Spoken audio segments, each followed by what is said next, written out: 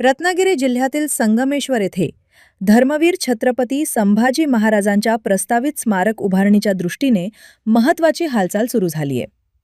कोकण दौऱ्यावर असलेले राज्याचे सांस्कृतिक मंत्री नामदार आशिष शेलार यांनी आज आमदार प्रमोद जठार आणि आमदार किरण सामंत यांच्यासह स्मारकासाठी प्रस्तावित परिसराची पाहणी केली.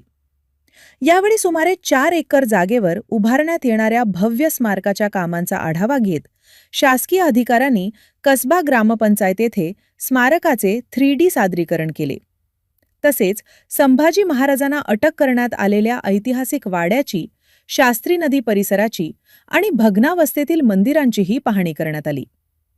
यानंतर मंत्री शेलार यांनी ऐतिहासिक सरदेसाई वाड्याला भेट देत वंशजांकडून इतिहासाची माहिती जाणून घेतली.